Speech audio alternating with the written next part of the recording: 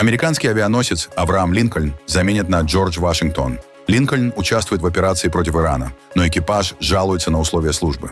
Новый оборонный альянс набирает силу. Египет может присоединиться к оборонному соглашению Турции, Саудовской Аравии и Пакистана. Июль стал самым тяжелым месяцем для мирных жителей Украины с марта 2022 года. Мониторинговая миссия ООН зафиксировала рекордное число гражданских потерь. Его встречали с молочным коктейлем и гамбургером. Бывший американский морпех Роберт Гилман вернулся в США после освобождения из российской тюрьмы. Обмена заключенными между Вашингтоном и Москвой не было. В Италии прогремел мощный взрыв на заводе боеприпасов. В Колумбии после землетрясения из-под завалов спасли младенца. А норвежский футболист Эрлинг Хааланд получил сразу 4 сертификата книги рекордов Гиннесса. А теперь об этом подробно и по делу. Это один день. Подпишитесь, поставьте лайк этому видео и оставьте свой комментарий. Заранее спасибо и начинаем.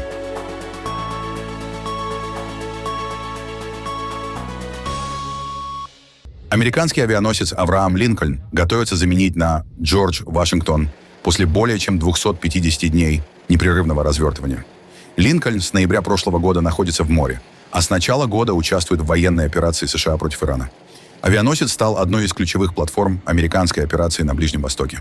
С его палубы выполняют боевые вылеты истребители и другие самолеты, которые используются для ударов по иранским военным объектам. Корабль также обеспечивает присутствие американских ВМС в регионе и прикрывает силы США. Теперь Авраама Линкольна должен заменить Джордж Вашингтон. Американские чиновники говорят, что ротация была запланирована заранее. После визита во Вьетнам Джордж Вашингтон направляется на Ближний Восток. Ротация происходит на фоне сообщений о тяжелых условиях на борту Линкольна. На корабле находится около 5000 военнослужащих. Они и их родственники жалуются на нехватку некоторых необходимых вещей, проблемы с водой и сантехникой, редкие заходы в порты и сильную усталость. Сообщалось также о случаях, когда моряки пытались прыгнуть за борт. Министр обороны США Пит Хексет эти сообщения отвергает. Он заявил, что ситуацию полностью исказили, и подчеркнул, что военные получают все необходимое. При этом Хексет сказал, что хочет как можно быстрее проводить ротацию кораблей. Для США переброска Джорджа Вашингтона важна еще и потому, что этот авианосец постоянно базируется в Тихоокеанском регионе. Его отправка на Ближний Восток означает перераспределение американских военно-морских сил между двумя важнейшими направлениями – войной с Ираном и противостоянием с Китаем. Американские законодатели уже требуют от Пентагона объяснить, как столь длительные боевые развертывания влияют на состояние военнослужащих и готовность флота. Когда нет элементарных условий, и мы говорим о потребностях военнослужащих, речь идет не только о достаточном количестве оружия или его подходящих видах. Речь также об элементарном качестве жизни. Боевая готовность напрямую зависит от того, хватает ли военнослужащим еды и исправна ли сантехника. Это не высшая математика. И когда я думаю о своей роли в качестве члена бюджетного комитета, я понимаю, каждый год президент просит меня выделять на военные расходы. В этом году более $1 триллиона. И это говорит мне о том, что приоритеты полностью перепутаны. Если у президента достаточно денег, чтобы украшать все подряд в Вашингтоне и строить для себя бальный зал, но не хватает денег на сантехнику или достаточное количество еды для морских пехотинцев и моряков, это просто не имеет смысла. Мы по-прежнему почти 6 месяцев спустя не знаем, когда будет выполнена поставленная задача. И у нас президент, который уже десяток раз менял свои заявления и часто говорит, что мы победили. Если мы победили, верните всех домой. А если нет, скажите правду о том, почему мы все еще там. И дайте ясность семьям, чьи близкие находятся в опасности, а также нашим военнослужащим, которые служат и отдают этой стране все. Не слишком много требований, четко определить задачу, обеспечить достойные условия на это время и иметь администрацию, которая говорит правду. Но я не думаю, что Пит Хексет способен говорить правду, когда она неудобна.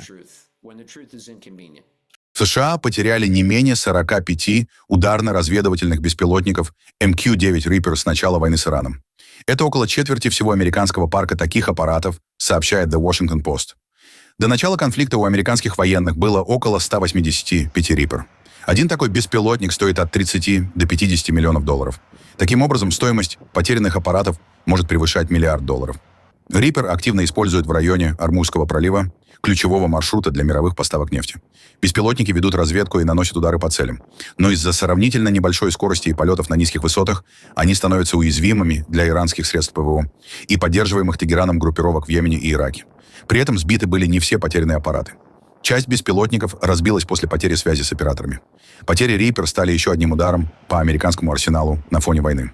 Ранее США уже израсходовали сотни крылатых ракет «Томагавк» и более 1000 ракет-перехватчиков «Патриот» и «Тхад». Пентагон при этом отрицает, что американские запасы вооружений находятся на критическом уровне. Однако администрация Дональда Трампа запросила у Конгресса 67 миллиардов долларов дополнительных средств на войну с Ираном и пополнение арсеналов. Сам MQ-9 Reaper американские военные постепенно выводят из эксплуатации. Ему планируют найти замену более дешевыми вооруженными разведывательными беспилотниками, способными действовать группами. 2 судна государственной нефтяной компании Объединенных Арабских Эмиратов «Аденок» подверглись атаке во время прохода Ормузского пролива. Пострадавших нет. Компания заявила, что ситуация находится под контролем. Кто стоит за атакой, пока официально не сообщается. Ответственность на себя никто не взял. На фоне нового инцидента Вашингтон готовит беспрецедентное усиление экономического давления на Иран. Министр финансов США Скотт Бейсент заявил, что уже на следующей неделе будут объявлены меры, которых мир еще не видел в истории экономической изоляции государства. По словам Бессента, США продолжат блокаду Ормузского пролива, чтобы ограничить движение грузов в и из иранских портов. Президент Дональд Трамп ранее заявил, что Вашингтон фактически контролирует пролив и намерен сохранить этот контроль. Тегеран с этим не согласен. Министр иностранных дел Ирана Аббас Аракчи предупредил США быть осторожнее и заявил, что Вашингтон уже допускал серьезные ошибки из-за неверных разведданных.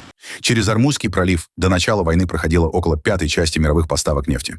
Сейчас движение судов резко ограничено, а Международное энергетическое агентство предупреждает о быстром сокращении мировых запасов нефти.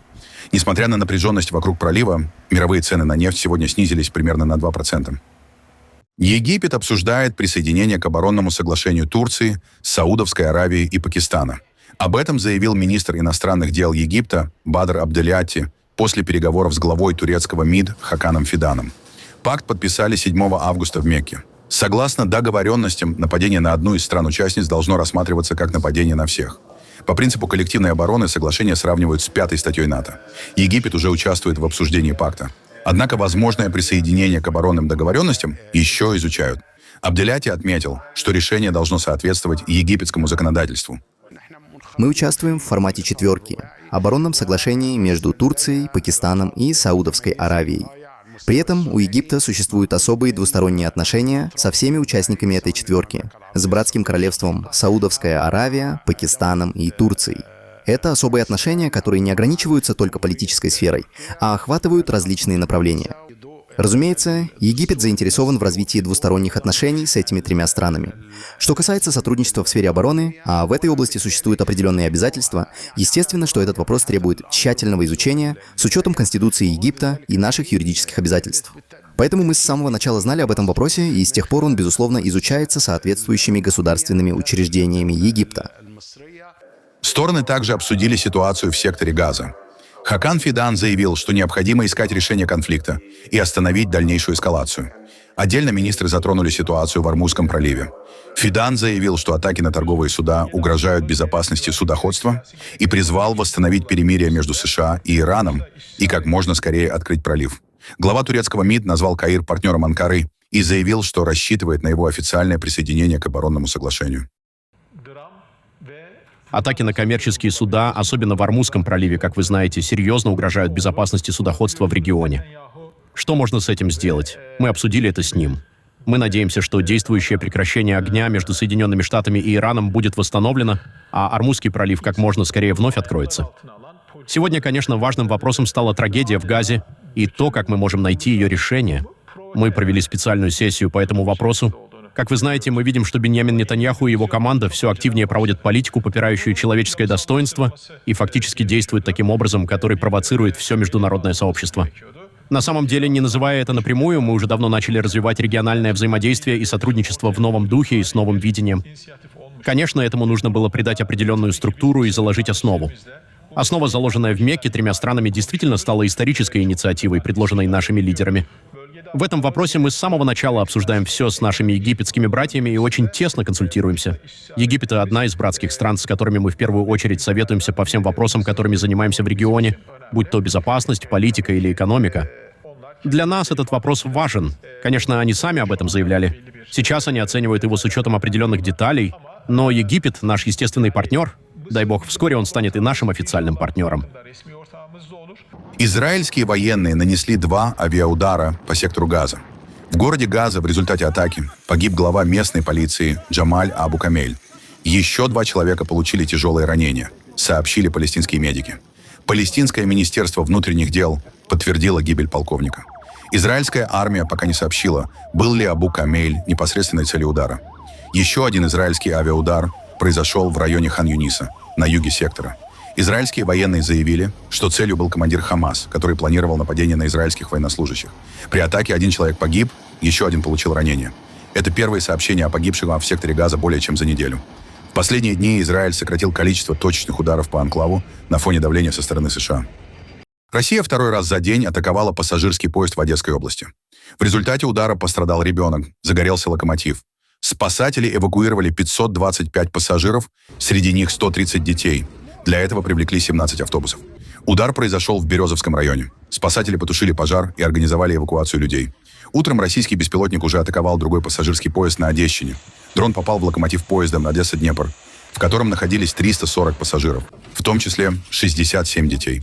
Погибли машинист и его помощник. Пассажиров эвакуировали автобусами. Таким образом, за один день российские беспилотники дважды атаковали пассажирские поезда в Одесской области. Июль стал самым тяжелым месяцем для мирных жителей Украины за последние 4 года. По данным ООН, погибли как минимум 437 человек, еще 2610 получили ранения. Сегодня мониторинговая миссия ООН по правам человека сообщила, что в июле 2026 года в Украине погибло или было ранено больше мирных жителей, чем в любом другом месяце с марта 2022 года, что стало самым высоким показателем жертв среди мирных жителей с начала эскалации в этом году. Мониторинговая миссия ООН подтвердила гибель как минимум 437 мирных жителей и ранение 2610 человек в Украине в июле. Это на 30% больше, чем в предыдущем месяце, и на 70% больше, чем в июле 2025 года.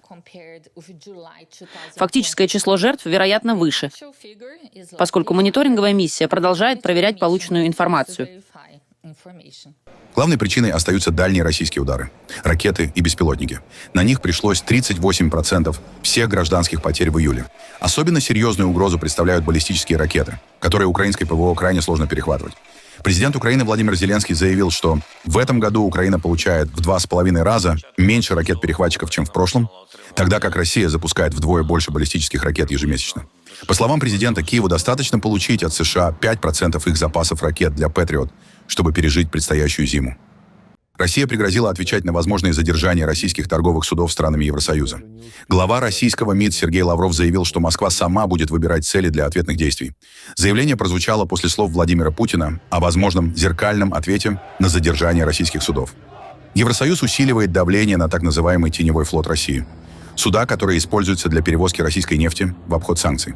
Лавров обвинил Брюссель в нарушении международного права и заявил, что европейские страны якобы получили право задерживать суда, изымать их грузы и направлять полученные средства Украине. Эти утверждения российского министра не сопровождаются подтверждением со стороны Евросоюза. Евросоюз решил применить свое собственное право, если можно назвать незаконное решение Брюсселя правом, в том, что надо ограничить возможности России зарабатывать на мировых рынках. И они включили запрет, по сути дела, на торговлю энергоносителями Российской Федерации. И все суда, которые не слушаются Евросоюз, под любым флагом объявлены теневым флотом. Это очень опасная стезя, потому что они заявляют о том, что их решения стоят выше международного права. Было разрешено самим себе не просто останавливать и проверять суда, а забирать груз и продавать его, чтобы получить какую-то выручку, и эту выручку передавать Украине, чтобы она продолжала укреплять свой нацистский режим.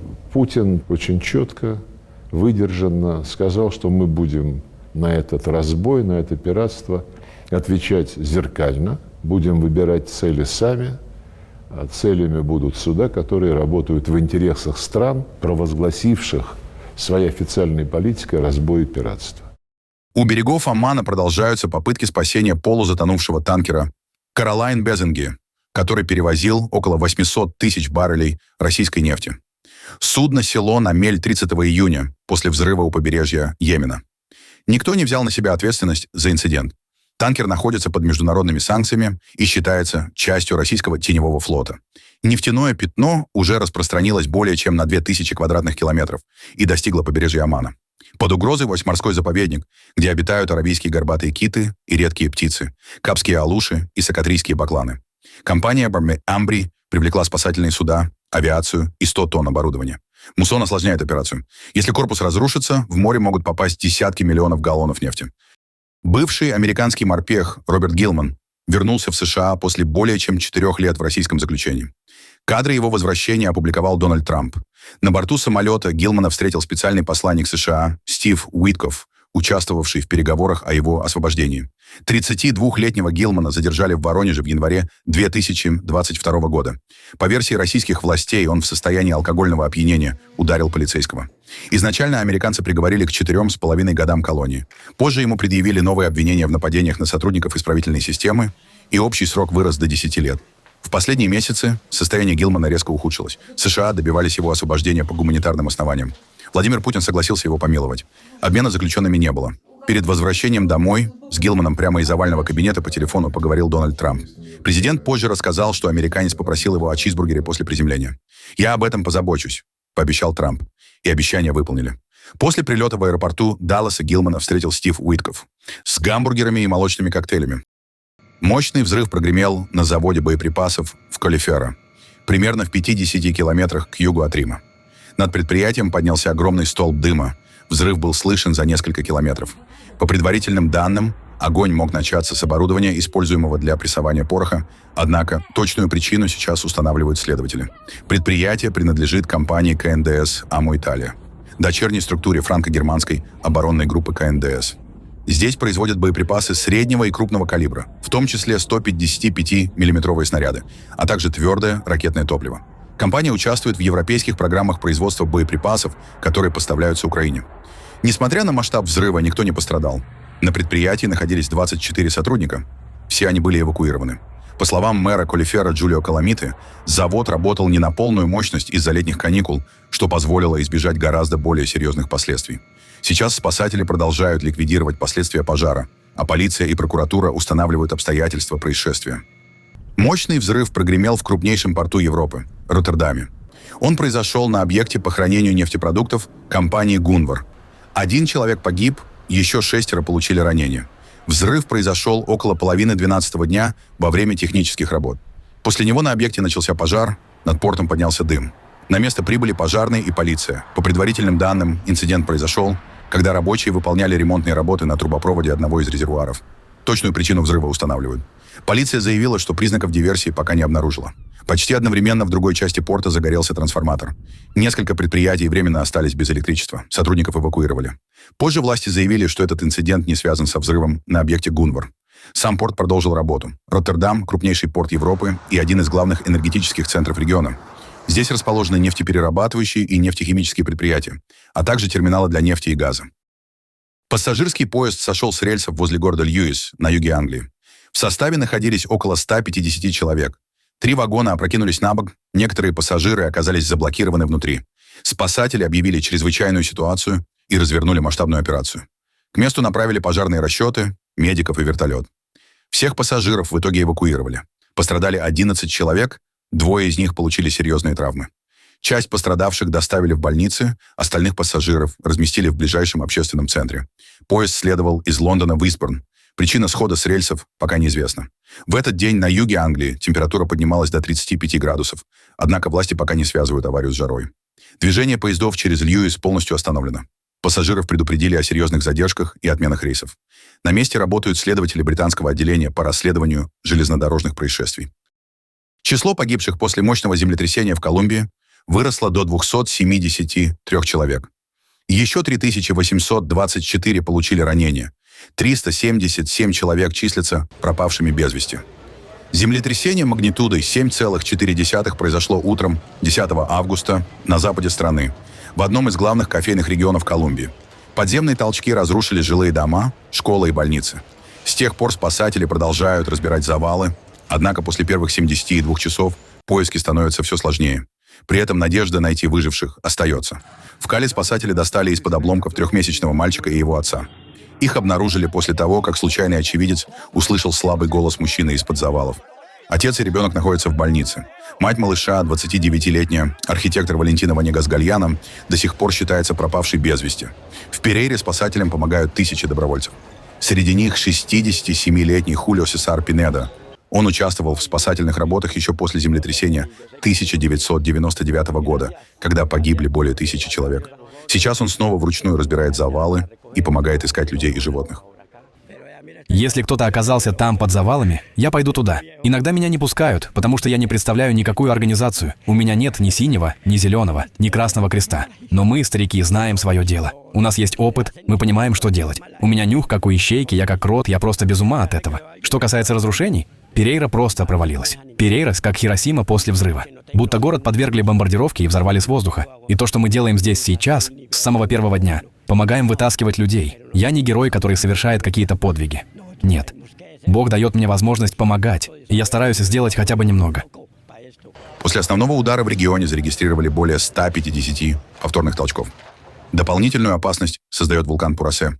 Специалисты следят за его активностью, уровень угрозы остается оранжевым. В последние дни фиксировались новые выбросы пепла и газа, поэтому власти готовят убежище на случай эвакуации.